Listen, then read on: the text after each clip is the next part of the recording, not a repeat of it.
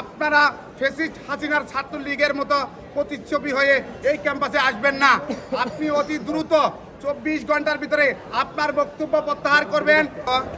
আজকের এই বিক্ষোভ ও মিছিল পরবর্তী সমাবেশে উপস্থিত জগন্নাথ বিশ্ববিদ্যালয় ছাত্রদলের বিপ্লবী আহ্বায়ক, সারা বাংলাদেশের ছাত্র সমাজের জনপ্রিয় ছাত্রনেতা মেহেদী হাসান হিমেল ভাই সহ জগন্নাথ বিশ্ববিদ্যালয়ের ছাত্রদলের যুগ্ম আহ্বায়ক সদস্যবৃন্দ সহ উপস্থিত নেতৃবৃন্দ, আজকে আমরা 5ই আগস্ট পরবর্তী সময়ে জগন্নাথ বিশ্ববিদ্যালয়ের ছাত্রদল যেই সৌন্দর্য বর্ধিত রাজনীতি করে যাচ্ছিল, কিন্তু অত্যন্ত দুঃখের বিষয় আমরা গতকাল দেখতে পেলাম আমাদের আবেগের জায়গা দেশনায়ক জনাব তারেক রহমানকে নিয়ে একটি গুপ্ত সংগঠনের সাংগঠনিক সম্পাদক কুরুচিপূর্ণ বক্তব্য, যেই বক্তব্য আমরা 5ই আগস্ট পরবর্তী সময়ে শেখ হাসিনার আমলে ফ্যাসিস্ট হাসিনার ছাত্রলীগ কর্তৃক ঘোষণা দেখতে পেতাম, তারই প্রতিচ্ছবি গতকাল আমরা দেখতে পেয়েছি।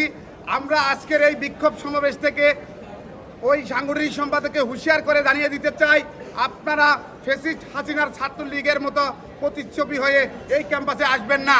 আপনি অতি দ্রুত 24 ঘন্টার ভিতরে আপনার বক্তব্য প্রত্যাহার করবেন এবং প্রকাশ্যে অনুতপ্ত হবেন। আর না হলে জগন্নাথ বিশ্ববিদ্যালয়ের ছাত্রদল এবং ছাত্র সমাজ সাধারণ শিক্ষার্থীরা আপনাকে অবাঞ্ছিত ঘোষণা করবে।